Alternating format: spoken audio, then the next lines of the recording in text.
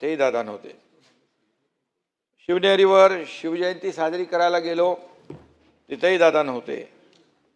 आताही बाजूला बसलेले दादा नाहीत.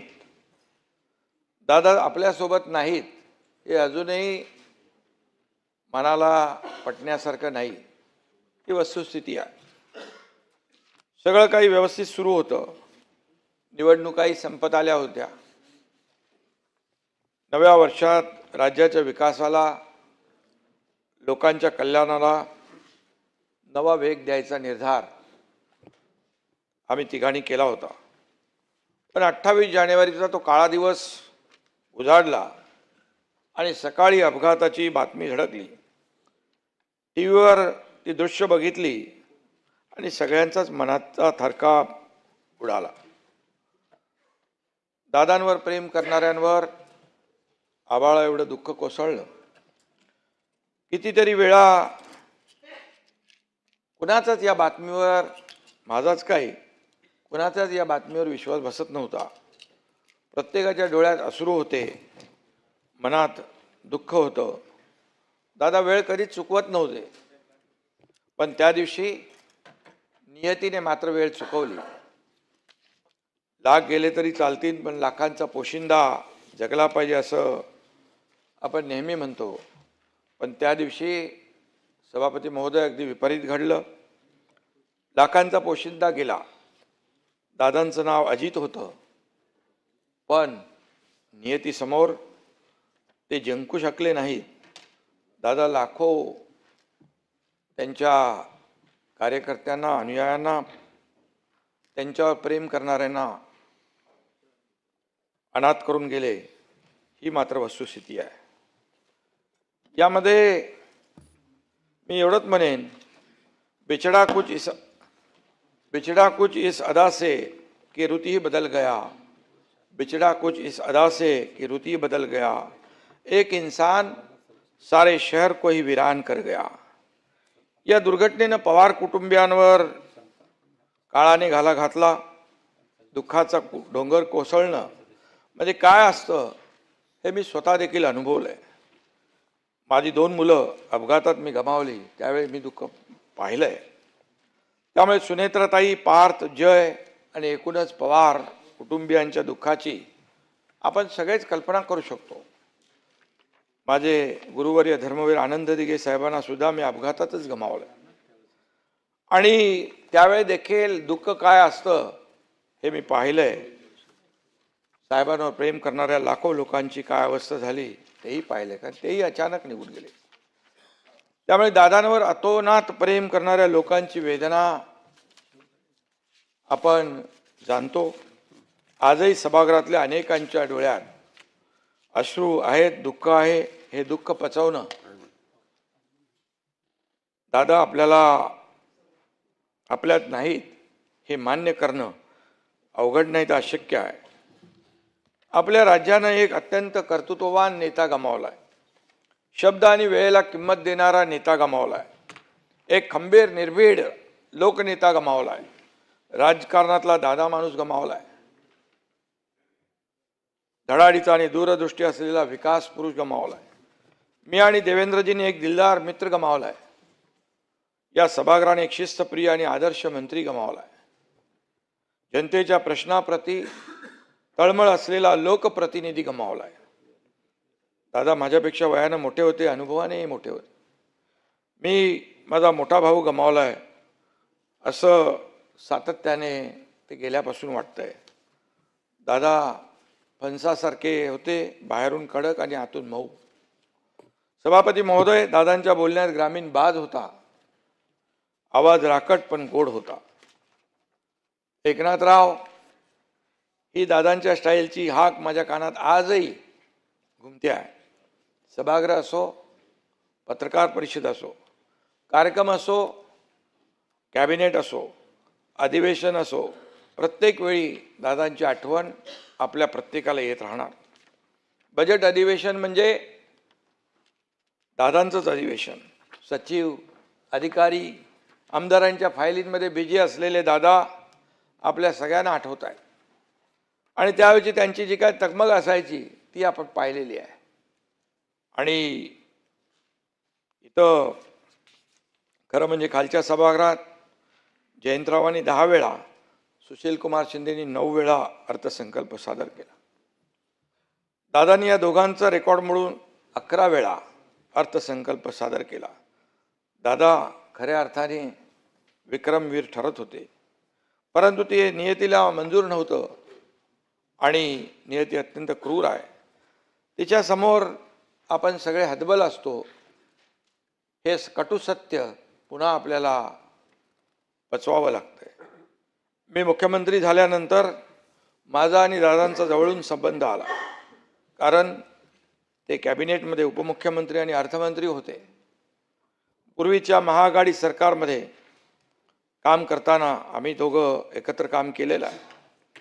आणि त्याच्यानंतर काही प्रस्ताव थांबले, त्याला सुधारित मान्यता देखील दिल्या, कामांचा निधी वाढवला. असे प्रस्ताव कॅबिनेटमध्ये आल्यानंतर दादा अधिकाऱ्यांना सांगायचे, आता निधीची तरतूद करतोय, पण प्रकल्प वेळेत पूर्ण झाला पाहिजे. हे आवर्जून सांगणारे दादा मी पाहिलेत. अजितदादा प्रचंड अभ्यासू होते. प्रशासनावर त्यांची मजबूत पकड होती, मांड होती. एखादी नवी योजना आली की ती फिजिबल आहे का, त्याचा लोकांना किती फायदा होईल याचा दादा बारीक अभ्यास करायचे. दादांनी हातात फाईल घेतली की अक्षरशः काही सेकंदात त्याची नजर कागदावरून स्कॅन व्हायची. त्यात काय कमी जास्त आहे ते ओळखायचे आणि चुका असतील तर त्या काढून सेक्रेटरीना सांगायचे देखील. सहकार, कृषी, जलसंपदा, ऊर्जा, पायाभूत सुविधा अशा महत्त्वपूर्ण विषयांमध्ये त्यांचा सखोल अभ्यास होता. बैठकीत साधा कागदाचा कपटाही खाली पडला तो चालायचा नाही, त्यांना चालायचं नाही. स्वच्छता आणि टापटीप ही दादांकडून शिकण्यासारखी गोष्ट आहे. नैसर्गिक संकट असो किंवा राजकीय, दादांना कधी निराश झालेलं पाहिलं नाही. दादा कधीच नकारात्मक बोलायचे नाहीत, कायम पॉझिटिव्हच राहायचे आणि प्रॅक्टिकल राहायचे. कोविडमध्ये मंत्रालयातून नियंत्रण करणारे दादा डोळ्यासमोर उभे राहतात. गेले 25-30 वर्ष मी आणि अजितदादा आम्ही दोघंही राजकारणात आहोत. या काळात आमच्या असंख्य भेटी झाल्या, शेकडो बैठकांमध्ये एकत्रही आम्ही होतो, एकत्र कामही केलं, अनेक सभाही एकत्र केल्या. त्यातल्या अनेक घटना, किस्से, प्रसंग सारखे डोळ्यासमोर येत असतात. त्यातल्या 2-4 घटना प्रामुख्याने आठवतात. त्यातली एक घटना आपण सर्वांनी टीव्हीवर पाहिली. 2024 साली विधानसभा निवडणुकीचा निकाल लागल्यानंतर सरकार स्थापनेच्या चर्चा सुरू होत्या. तेव्हा देवेंद्रजी, अजितदादा आणि मी एक पत्रकार परिषद घेतली. कोण कुठल्या पदाची शपथ घेणार असं पत्रकार सारखं विचारत होते. आमची चर्चा सुरू होती आणि आमची चर्चा सुरू आहे, संध्याकाळपर्यंत सगळं काही स्पष्ट होईल असं मी पत्रकारांना सांगत होतो. पण पत्रकार काही मागे हटत नव्हते. तेवढ्यात दादांनी माझ्या हातून माईक घेतला आणि म्हणाले, एकनाथरावांचं मला माहीत नाही, परंतु मी मात्र उपमुख्यमंत्री पदाची शपथ घेणार आहे, हे नक्की. त्यानंतर पत्रकार परिषदेमध्ये एकच हशा पिकला. पत्रकारांना ही बातमी मिळाली. दादांच्या हजरजबाबीपणाची अशी असंख्य उदाहरणं या ठिकाणी सांगता येतील. असेच अनेक उदाहरणं आहेत. आणि मी आणि अजितदादा आणि देवेंद्रजी यांचं एक बॉन्डिंग होतं आणि एक म्हटलं तर ट्रायंगल ऑफ स्टॅबिलिटी अशा प्रकारचं आम्ही काम करत होतो. आम्ही समभुज त्रिकोण होतो, सगळ्या बाजू सगळे कोण सारखे. आम्ही तिघे एकत्र आलो आणि महाराष्ट्राची भूमिती चांगली झाली. तवरून ताकभाद ओळखतात तसे आम्ही एकमेकाच्या मनात काय ते ओळखू लागलो. पण काळाच्या मनात काय दडलं होतं हे कुणालाही ओळखता आलं नाही. आणखी एक प्रसंग आठवतो, तो 2024 सालच्या बजेटचा. मी मुख्यमंत्री होतो, सभापती महोदय. लाडकी बहीण योजना सुरू करायची होती. त्यासाठी बजेटमध्ये अंदाज घेतल्यानंतर 46,000 कोटी रुपये लागणार होते आणि त्याची तरतूद करायची होती. मी आणि देवेंद्रजींना देखील मी सांगितलं योजना आपल्याला करायची आहे. आमचं एकमत झालं. आम्ही दादांनाही सांगितलं की मुख्यमंत्री माझी लाडकी बहीण योजना आपल्याला करायची आहे, करावी लागेल. आणि त्यावेळेस मी मुख्यमंत्री असल्यामुळे आग्रह माझा जास्त होता आणि दादा कसलेले अर्थकारणी होते. त्यांनी लाडक्या बहिणींसाठी देखील तरतूद केली आणि विकास कामांना देखील निधी कमी पडू दिला नाही आणि आपल्या राज्याची आर्थिक स्थिती देखील आर्थिक घडी देखील विस्कटू दिली नाही. हे दादांनी त्यावेळेस केलेलं काम आजही माझ्या डोळ्यासमोर आहे. राज्याचा आर्थिक गाडा दादांनी नीट सांभाळला. त्यानंतर प्रत्येक बैठकीत दादा अधिकाऱ्यांना काटकसरीने खर्च करा असा सल्ला द्यायचे. महाराष्ट्राची आर्थिक घडी बसवण्यासाठी त्यांच्या प्रदीर्घ अनुभवाचा आपल्या सगळ्यांनाच मोठा आधार वाटायचा. तो आधार आम्ही गमावला आहे, ही वस्तुस्थिती आहे. अधिवेशनाच्या काळात दादा पूर्ण वेळ सभागृहात थांबायचे. सभागृह संपेपर्यंत मी त्यांना बसलेलो पाहायचो आणि अधिवेशनाच्या काळात दादा पूर्ण वेळ थांबायचे आणि मंत्र्यांना देखील सांगायचे. संपूर्ण चर्चेत सहभागी व्हायचे आणि विरोधकांच्या प्रश्नांना उत्तरही द्यायचे. त्यामुळे बरेचदा आम्ही निर्धास्त असायचो. पण आता दादांची उणीव आम्हाला सातत्याने भासत राहणार आहे. दादांचं प्रत्येक बारीक सारीक गोष्टींवर लक्ष असायचं. कामाच्या क्वालिटीमध्ये कॉम्प्रोमाइज ते कधीच करत नव्हते. त्यांची नजर कामातल्या चुका झटकन शोधायची. एखादी इमारत नवीन उद्घाटनाला गेलो तर त्या पिलरच्या खांबाला रंग थोडा कमी पडला आहे, वायर लटकते, जिन्याची पायरी बरोबर बसवलेली नाही, अशा छोट्या छोट्या कारणांकडे देखील त्यांचं लक्ष जायचं आणि अधिकाऱ्यांना देखील झापताना आम्ही पाहिलेलं आहे. महायुती सरकारमधले ते फक्त एक मंत्री नव्हते, तर प्रशासकीय कौशल्याचं एक चालतं बोलतं विद्यापीठ होतं असं म्हटलं तर वावगं ठरणार नाही. सर्वसामान्यांच्या विषयी दादांच्या मनामध्ये एक कायम कळकळ दिसली. भेटायला आलेल्या प्रत्येक कार्यकर्त्याची ते हस्त्याने चौकशी करायचे. चांगल्याला चांगलं म्हणायचे, त्याचं कौतुक करायचे. काम होण्यासारखं असेल तर लगेच करायचे, नाही होणारं असेल तर नाही म्हणून सांगायचे. चुकीचं काम घेऊन आला तर त्याला दादा झापायचे. दादा असाच असतो, प्रेमाने सांगणारा, हक्काने रागावणारा आणि गरज पडली तर प्रेमाने पाठीवर हलकाच हात ठेवणारा देखील असतो. राजकारणात नव्यानं येणाऱ्यांसाठी दादा म्हणजे एक विद्यापीठ होतं. लोकप्रतिनिधी कसा असावा याचं मूर्तिमंत उदाहरण म्हणजे अजितदादा. मला सुपारीच्या खंडाचंही व्यसन नाही, दादा अभिमानाने सांगायचं. दादांना बेशिस्त गर्दी अजिबात आवडायची नाही. पण मी त्या काळात पाहिलं, माझ्या भोवती लोकांची सतत गर्दी असायची आणि मला सुद्धा या गर्दीवरून कितीतरी वेळा दादांनी बोलून दाखवलं. हे सांगताना त्यांचा उद्देश चांगला होता आणि या गर्दीमधून कोण कधी येईल काय या सगळ्या गोष्टी मला ते सांगायचे. कशाला गर्दीत जाता, एवढी रिस्क कशाला घेता, असं दादा मला नेहमी सांगायचे. एकनाथराव उशिरापर्यंत कधी आम्ही बसलो तर असं एअरपोर्टला किंवा इतर कार्यक्रमाच्या वेळी तर एकनाथराव रात्री उशिरापर्यंत काम करू नका, तब्येतीची काळजी घ्या, असा वडिलकीचा सल्ला देखील त्यांनी मला अनेकदा दिलेला आहे. ठाण्यात माझ्यावर लिहिलेलं एका पुस्तक प्रकाशनासाठी दादा, मी आणि देवेंद्रजी एकत्र होतो.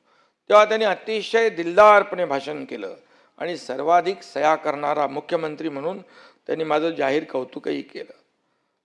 दुर्दैवाने दादांना मुख्यमंत्री होता आलं नाही. दादाने ही सल त्यांनी आपल्या मिश्किल शैलीत तिथं बोलूनही दाखवली. ठाण्याच्या गडकरी रंगायतांमध्ये नशिबाने साथ दिली असती तर भविष्यात ते मुख्यमंत्री झाले असते. पण आपण सर्वांनी प्रांजळपणे कबूल करायला हवं की महाराष्ट्र एक कर्तृत्ववान नेत्याला मुकला आहे. सत्ताधारी असो की विरोधक, प्रत्येकाशी दादांचे मैत्रीपूर्ण संबंध होते. राजकारणात मतभेद असतात, वाद असतात, पण दादा खऱ्या अर्थाने अजात शत्रू होते असं म्हटलं तर वावगं ठरणार नाही. त्यांच्या बोलण्यात कधी पदाचा अहंकार नव्हता. राजकीय विरोधकांवर ते मार्मिक आणि खुसखुशीत टीका करायचे, पण कधी त्यांनी खालच्या स्तरावर टीका केली नाही. राजकारणातही त्यांनी खिलाडूपणा जिवंत ठेवला, जपला आणि त्याचबरोबर आयुष्यात अनेकदा एखादे निर्णायक पाऊल उचलावे लागतं त्यावेळेस निवडक सहकार्यांना विश्वासात घेऊन काही निर्णय घ्यावे लागतात. माझा आणि त्यांचा राजकीय प्रवास काहीसा समांतर म्हणावासा आहे आणि आम्ही घेतलेला निर्णय अचूक होता हे सिद्ध झालं. जनतेच्या न्यायालयामध्ये देखील ते सिद्ध झालं. मी देवेंद्रजी आणि अजितदादा आमची तिघांची कार्यशैली वेगळी होती, काम करण्याची पद्धत वेगळी होती. दादांचे काम पहाटे 5 वाजल्यापासून सुरू व्हायचं. ते अधिकाऱ्यांना कधी कधी 6 वाजता बोलवायचे, कधी 7 वाजता बोलवायचे. अधिकाऱ्यांची फरफट व्हायची, परंतु ते दादा नेहमी वेळेवर पोचायचे. आणि देवेंद्रजी दिवसभर सक्रिय असायचे. मी देखील रात्री उशिरापर्यंत, कधी कधी पहाटेपर्यंत काम करायचो. तिघांचे आमचं 24/7 या ठिकाणी काम करणारं सरकार होतं. आमच्या कामांच्या वेळांमध्ये फरक असला तरीसुद्धा एक धागा समान होता. आम्ही कायम सर्वसामान्य माणसांच्या कामांनाच प्राधान्य दिलं. सर्वसामान्यांचं सरकार म्हणून सर्वसामान्य लोकांना न्याय देण्याचा प्रयत्न आम्ही केला आणि सर्वसामान्यांच्या कल्याणासाठी निर्णय घेतला. एखादं काम करायचं म्हटलं तर दादा कधी मागे हटले नाहीत, ही वस्तुस्थिती आहे. आणि बोलून गेल्यावर त्यांनी आपले शब्द कधी मागे घेतले नाहीत, हे आपण पाहिलेलं आहे. त्या शब्दावर ते ठाम असत. परिणामांना सामोरं जायची देखील त्यांनी तयारी त्यांची ठेवायची. दादा आपल्या विधानामुळे काही वेळा अडचणीत देखील आले, पण त्यांनी त्यांच्या मोकळ्या ढाकळ्या स्वभावाला कधीच मुरड घातली नाही, ही वस्तुस्थिती आहे. आणि जो होगा देखा जाएगा असा त्यांचा बेधडक स्वभाव आपण सगळ्यांनी पाहिला आहे. त्यांनी परिणामांची पर्वा केली नाही. देवेंद्रजींना दिलेला शब्द पाळण्यासाठी त्यांनी मोठी रिस्क घेऊन पहाटेचा शपथविधी केला. त्यातून वादळ निर्माण झालं, पण तेही त्यांनी समर्थपणे अंगावर घेतलं. 3-4 वर्षात त्यांच्या राजकीय आयुष्यात अनेक उलथापालथी झाल्या, अनेक आरोप झाले. त्यांच्या संयमाची परीक्षा पाहणाऱ्या घटनाही घडल्या. वैयक्तिक आणि कौटुंबिक पेच देखील निर्माण झाले, पण दादांचं नेतृत्व त्यातून तावून सुलाखून निघालं. आरोप, राजीनामे, संघर्ष, स्पर्धा, अंतर्गत कलह या सगळ्यांना अजितदादा पुरून उरले, अधिक अधिक प्रगल्भ होत गेले. दादा म्हणजे शिस्त, दादा म्हणजे वक्तशीरपणा आणि स्पष्ट वक्तेपणा, दादा म्हणजे अभ्यास वृत्तीचं मूर्तिमंत उदाहरण आहे. पण गेल्या काही महिन्यात दादांचं एक वेगळं रूपही आपण पाहिलं. कायम गंभीर दिसणारे दादा अगदी अधिक मोकळे वागू लागले. दादांची प्रेस कॉन्फरन्स म्हणजे पत्रकारांना एक ट्रीट असायची. एका प्रश्नावर एक पत्रकार खोदून खोदून एकच प्रश्न विचारत होता. तेव्हा दादा म्हणाले, तुम्ही इतके प्रश्न विचारता की मला वाटतं तुम्हालाच मंत्री करायला पाहिजे, माझ्यापेक्षा तुम्ही चांगलं काम कराल. अशा प्रकारची मीडियाशी बोलताना पत्रकारांची फिरकी घेणारे दादा आपण पाहिले. जाहीर सभांमधून थट्टा मस्करी करणारे दादा आपण पाहिले. शाब्दिक कोट्या करणारे दादा आपण पाहिले. दादांनी आपल्याला अनेकदा खळखळून हसवलं देखील. आमच्या तिघांचा असाच सभापती महोदय खळखळून हसणारा एक फोटो देखील व्हायरल झाला. तो खूप व्हायरल झाला. तो फोटो अनेकदा माझ्या नजरेसमोर येतो. हसत खेळत सगळं सुरू असताना त्याचे असं रडवण्यात रूपांतर होईल असं कुणालाही स्वप्नात देखील वाटलं नव्हतं. काळाने केलेली जखम दीर्घकाळ ठसठसत राहणार आहे. 91 साली अजितदादांनी राजकारणात प्रवेश केला, तो खासदार म्हणून. परंतु ते दिल्लीच्या राजकारणामध्ये रमणारे नव्हते. त्यांना रस होता महाराष्ट्राच्या राजकारणात आणि महाराष्ट्राच्या विकासामध्ये. दिल्लीतून दादा महाराष्ट्रात आल्यानंतर त्यांची राजकीय कारकीर्द बहरली. दादा कायम राजकीय घडामोडींच्या केंद्रस्थानी राहिले. सभापती महोदय 1999 साली शरद पवार साहेबांनी राष्ट्रवादी काँग्रेसची स्थापना केली. अजितदादा त्यांच्यासोबत सावलीसारखे वावरले, सावलीसारखे राहिले. 7 वेळा आमदार, 6 वेळा उपमुख्यमंत्री, 11 वेळा बजेट मांडणारे वित्तमंत्री, वर्षभरासाठी विरोधी पक्षनेता, ही त्यांची चौफेर कामगिरी आहे. शरद पवार साहेबांपाठोपाठ आपलं होम ग्राउंड म्हणजे बारामतीचा किल्ला अजितदादांनी केवळ लढवला नाही, सांभाळला, बळकट केला. अजितदादांनी कधीच जातीपातीचं राजकारण केलं नाही. सहकार क्षेत्र म्हणजे त्यांच्या राजकारणाचं बाळकडू होतं. सहकार्याची जाण असलेला त्यांच्यासारखा नेता पुन्हा होणे नाही, ही वस्तुस्थिती आहे. राज्याच्या जनतेने आमच्या महायुतीला ऐतिहासिक मॅन्डेट दिलं होतं. त्या जोरावर विकासाचा वेग वाढवण्याची वेळ या ठिकाणी आता होती. विकास कामांना गती देण्याची वेळ होती. सगळी परिस्थिती अनुकूल होती. त्याच वेळी हा दुर्दैवी अपघात घडला. दादा गेले. अवघ्या महाराष्ट्राला मान्यच नाही. दादांनी माघारी यावं असे सगळे म्हणत आहेत. सरकारचा एखादा निर्णय चुकला तर तो मागे घ्यायलाच हवा असं दादा आवर्जून सांगायचे. दादांना सांगावं असं वाटतं, दादा तुमचा हा निर्णय चुकलेला आहे, तो मागे घ्या आणि माघारी या. पण दादा नाहीत, हे वास्तव पचवणं किती कठीण असलं तरीसुद्धा आपल्याला ते पचवावंच लागेल, कारण ते कटू सत्य आहे. दादांना श्रद्धांजली अर्पण करतो असं म्हणताना देखील आपल्याला प्रत्येकाची जीभ जड होती आहे, कारण विश्वास बसत नाही. ही वस्तुस्थिती आहे. आजही सभागृहाकडे पाहताना दादा डोळ्यासमोरच दिसत आहेत, पण आपलं दुर्दैव आहे की दादा आपल्यात नाहीत. आज सुनेत्राताई मोठ्या धीरानं दादांची जबाबदारी त्यांनी स्वीकारलेली आहे. आबाळा एवढं दुःख असतानाही ही माऊली खंबीरपणे उभी राहिली आहे. दादांच्या सहकार्यांना आणि कार्यकर्त्यांना देखील धीर देताना आपण पाहतोय. दादांच्या खुर्चीवर बसताना त्यांच्या भावना आपण समजू शकतो, आणि म्हणून आम्ही सर्वजण ताईच्या पाठीशी खंबीरपणे उभे आहोत. महाराष्ट्राच्या विकासाचं जे स्वप्न दादांनी पाहिलं होतं ते पूर्ण करण्याची जबाबदारी आता आपल्या सर्वांवर आहे. विकास आता लांबणार नाही, महाराष्ट्र आता थांबणार नाही, ही दादांची घोषणा आपण खऱ्या अर्थाने सगळ्यांनी मिळून सत्यात उतरवूया. दादा, तुमची उणीव आम्हाला सतत भासत राहणार आहे, आणि अजितदादा आपल्यात कायम राहतील त्यांच्या कार्यकर्तृत्वाच्या रूपाने. आणि एवढंच मी या प्रसंगी सांगतो. आणि दादांना श्रद्धांजली वाहताना मी एवढंच जाता जाता सांगतो, आपको दिया हुआ वादा कभी नहीं तोड़ेंगे, आपको दिया हुआ वादा कभी नहीं तोड़ेंगे, आपकी विरासत को हर दिल से जोड़ेंगे. आप नहीं पर आपकी यादें हमारे साथ है. दादा, आपके सपनों को हम अधूरा नहीं छोड़ेंगे. पुन्हा एकदा महाराष्ट्राच्या लाडक्या दादांना अतिशय जड अंतकरणाने श्रद्धांजली अर्पित करतो. ईश्वर त्यांच्या आत्म्यास शांती प्रदान करो अशी प्रार्थना करतो. आणि या धक्क्यातून सावरण्याचं बळ सुनेत्राताई आणि त्यांचं पूर्ण कुटुंबीय आणि आपल्या सर्वांना मिळो अशी ईश्वराकडे प्रार्थना करतो आणि थांबतो. इतर 4 सदस्य